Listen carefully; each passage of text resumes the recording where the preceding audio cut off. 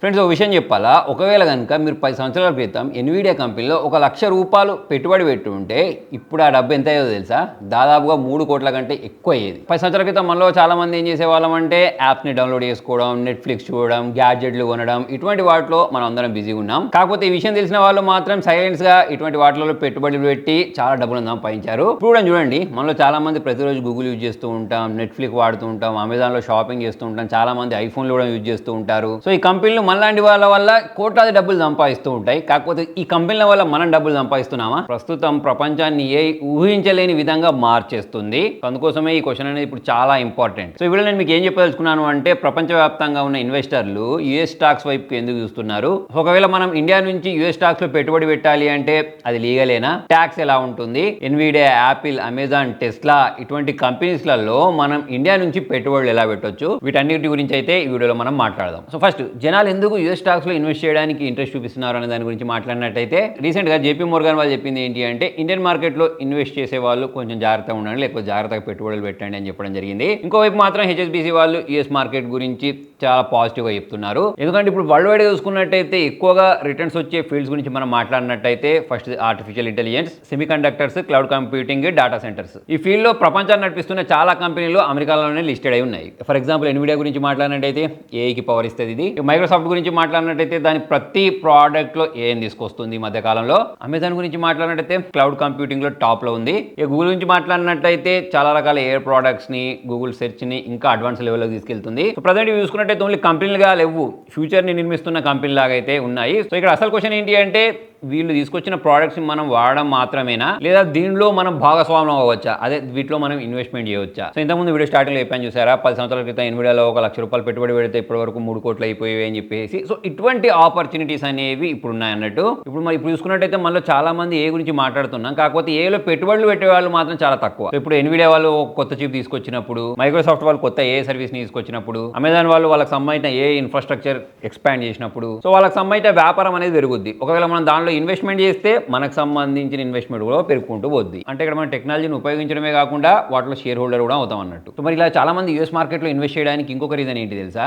Dollar. So 2 సంవత్సరాల క్రితం గురించి మాట్లాడితే $1 = 82 రూపీస్ ఉండే. ఇప్పుడు చూసుకున్నట్టయితే $1 $95 వెళ్ళిపోయింది. అంటే 15% మనకు పెరుగుదల ఉన్నది. మొత్తానికి ఇక్కడ యూఎస్ మార్కెట్ లో ఇన్వెస్ట్మెంట్ చేయాల్సిన కారణంగా మనకు 2 రకాలుగా లాభాలు వచ్చే అవకాశం ఉంది. ఒకటి, స్టాక్ పెరిగితే ఎలాగో మనకు డబ్బులు పెరుగుతాయి, దీంతో పాటే డాలర్ సంబంధించిన అడ్వాంటేజ్ కూడా ఉంటుంది. అంటే దాని రేటు పెరిగితే అక్కడ నుంచి కూడా అడ్వాంటేజ్ వస్తుంది. ఈ తాలో వచ్చేసి చాలా మంది ఇలా యూఎస్ స్టాక్ మార్కెట్లో ఇన్వెస్ట్మెంట్ చేయడానికి రీజన్ డైవర్సిఫికేషన్. ఇప్పుడు చూసుకున్నట్టయితే మన లైఫ్ మొత్తం ఇండియన్ రూపీస్లోనే నడుస్తూ ఉంటుంది. మనకి బిజినెస్ నుంచి వచ్చే లాభాలు కూడా రూపీస్లోనే వస్తూ ఉంటాయి. దీంతో పాటు చాలా మంది ఆస్తులు కూడా ఇండియాలోనే ఉంటాయి కదా. మొత్తానికి చాలా మంది ఫైనాన్షియల్ భవిష్యత్తు మన దేశం యొక్క ఆర్థిక వ్యవస్థ పైన ఆధారపడి ఉంటుంది. సో మొత్తం డైవర్సిఫికేషన్ అంటే వేరే వేరే స్టాక్స్ కొనుక్కోవడం మాత్రమే కాదు, వేరే వేరే కంట్రీస్లలో వేరే వేరే కరెన్సీలలో ఇన్వెస్ట్మెంట్ చేయడం. సో ఇక్కడ మనకు యూఎస్ మార్కెట్ అనేది యూజ్ అవుతుంది అన్నట్టు. సో లాస్ట్ ఇయర్ చూసుకున్నట్టయితే S&P 500 దాదాపుగా 30% రిటర్న్ ఇచ్చింది. అదే మనం నిఫ్టీ 50 గురించి మాట్లాడితే ఆల్మోస్ట్ ఫ్లాట్ గానే ఉంది. దీనికి రీజన్ ఏంటి అంటే, ఈ ఎయిర్ రెవల్యూషన్ కారణంగా యూఎస్ మార్కెట్ కి మంచి బూస్ట్ వచ్చింది. అందుకోసమే డైవర్సిఫికేషన్ అనేది చాలా ముఖ్యం అంటూ ఉంటారు. కొన్ని సంవత్సరాలు ఒక మార్కెట్ బాగా పర్ఫామ్ చేస్తూ ఉంటే, ఇంకొన్ని సంవత్సరాలు వేరే కంట్రీకి సంబంధించిన మార్కెట్స్ అనేవి బాగా పర్ఫామ్ చేస్తూ ఉంటాయి. సో ఇక్కడ మరి యూఎస్ మార్కెట్ లో పెట్టుబడులు పెట్టిన వెంటనే చాలా మందికి వచ్చే క్వశ్చన్ ఏంటి అంటే, మరి ఇది లీగలేనా అని చెప్పేసి. సో దీనికి ఆన్సర్ ఏంటి అంటే ఎస్. ఆర్బీఐ లిబరైజ్డ్ రెమిటెన్స్ స్కీమ్ ద్వారా, అదే LRS ద్వారా మన ఇండియన్స్ యూఎస్ స్టాక్ లో పెట్టుబడులు పెట్టొచ్చు. మరి ట్యాక్స్ ఎలా ఉంటుంది అంటే చాలా సింపుల్. మనము 2 సంవత్సరాల కంటే ఎక్కువ పెట్టుబడులు యూఎస్ స్టాక్స్ లో ఉంచాము అని అంటే అప్పుడు మనకు long term capital gain tax వస్తుంది. ఒకవేళ 2 సంవత్సరాల లోపు అయితే మన ఇన్కమ్ ట్యాక్స్ స్లాబ్ ప్రకారం ట్యాక్స్ అనేది వర్తిస్తుంది. అయితే ఇక్కడ మన వ్యక్తిగత పరిస్థితులకు అనుగుణంగా ట్యాక్స్ అడ్వైజర్ని సంప్రదిస్తే వాళ్ళు ఇంకా బాగా చెప్తారు. సో మరి మన యూఎస్ స్టాక్స్ లో ఎలా పెట్టుబడులు పెట్టాలి అని అంటే, దీనికోసం మనం ఐఎండి మనీని అయితే యూజ్ చేయొచ్చు. ఐఎండి మనీ అనేది గిఫ్ట్ సిటీ గుజరాత్ ద్వారా పనిచేసే గ్యాప్ లైసెన్స్డ్ బ్రోకర్. సో ఇది IFSCA ద్వారా నియంత్రించబడుతుంది. మన కేవైసీ మొత్తం ఇండియాలోనే పూర్తవుతుంది. మన డబ్బు అనేది ఇండియన్ రూల్స్ ప్రకారం ట్రాన్స్ఫర్ అవుతుంది. సో ఇప్పుడు మనం ఐఎండి మనీలో ఉన్న 4 మంచి విషయాల గురించి మాట్లాడదాం. ఫస్ట్ వచ్చేసి ఫ్రాక్షనల్ ఇన్వెస్ట్మెంట్. చాలా మంది ఎదుర్కొనే మెయిన్ సమస్య ఏంటి తెలుసా?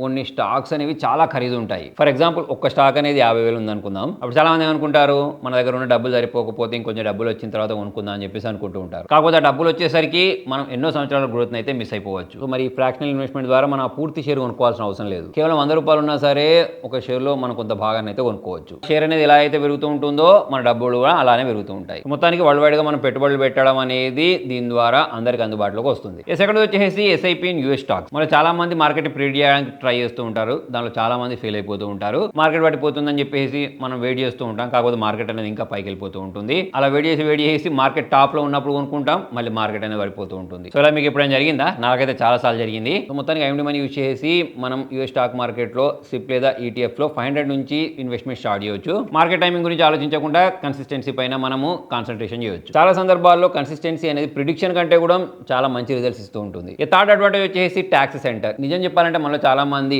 ఇన్వెస్టింగ్ కంటే ట్యాక్స్ ఫైలింగ్ కి ఎక్కువ భయపడుతూ ఉంటారు. మరి ఐఎండి మనీ గురించి మాట్లాడితే రెడీమేడ్ ట్యాక్స్ రిపోర్ట్ అందిస్తుంది. అంటే మనం ప్రతి ట్రాన్సాక్షన్ ని మాన్యువల్ గా ట్రాక్ చేయాల్సిన అవసరం ఉంటుంది. ట్యాక్స్ ఫైలింగ్ చేసేటప్పుడు చాలా బాగా యూజ్ అవుతుంది. ఫోర్త్ పాయింట్ వచ్చేసి గ్లోబల్ ETFs. అంటే ఓన్లీ యూఎస్ మార్కెట్ లోనే కాకుండా తైవాన్, కొరియా వంటి మార్కెట్లలో గ్లోబల్ ETF ద్వారా పెట్టుబడులు పెట్టవచ్చు. ప్రపంచవ్యాప్తంగా సెమీకండక్టర్ ఇండస్ట్రీలో భాగమైన వాటిల్లో మనం ఆరంగా ఇన్వెస్ట్మెంట్ చేయవచ్చు అన్నట్టు. సో అకౌంట్ సెటప్ చేసుకోవడం కూడా చాలా సింపుల్ ఉంటుంది. మన ఐఎండి మనీ యాప్ ని డౌన్లోడ్ చేసుకుని ఇన్స్టాల్ చేసుకుని కేవైసీని కంప్లీట్ చేసుకోవచ్చు. దీనిలో ఎటువంటి అకౌంట్ ఓపెనింగ్ చార్జెస్ అనేవి ఉండవు. డైరెక్ట్ గా ఇండియా నుంచే మనము యూఎస్ మార్కెట్ లో కూడా పెట్టుబడులు పెట్టవచ్చు. అతిపెద్ద సంపాదన అనేది కన్సూమర్ వల్ల రాలేదు, ఓనర్స్ వల్ల వచ్చాయి. ఇప్పటికి మనం అందరం గూగుల్ యూజ్ చేస్తున్నాం, అమెజాన్ యూజ్ చేస్తున్నాం, యాపిల్ యూజ్ చేస్తున్నాం. ఇప్పుడు చూసుకున్నట్టయితే ఏ టూల్స్ని కూడా యూజ్ చేస్తున్నాం. సో ఈ కంపెనీలు అనేవి మన లైఫ్లో ప్రభావితం చేస్తున్నాయన్న క్వశ్చనే లేదు. ఇప్పటికే ఇవి మన లైఫ్ని ప్రభావితం చేసేసాయి. మొత్తం ఇక్కడ క్వశ్చన్ ఏంటి అంటే, మీరు ఓన్లీ కన్సూమర్గా మాత్రమే మిగిలిపోతారా, లేదా వాటి గ్రోత్లో ఇన్వెస్ట్మెంట్ చేసి షేర్ హోల్డర్ అవుతారా? మీకు ఇంకా యూఎస్ స్టాక్ ఇన్వెస్టింగ్ గురించి తెలుసుకోవాలి అనుకుంటే డిస్క్రిప్షన్లో ప్లస్ పిన్ కామెంట్లో ఉన్న ఐఎండి లింక్ను ఒకసారి ఓపెన్ చేయండి. ఇదే కాకుండా మీకు ఇంకా ఏమైనా డౌట్స్ ఉంటే కింద కామెంట్లో రాయండి. ఇటువంటి మరిన్ని వీడియోస్ కోసం ఫాలో చేయండి. Thank you.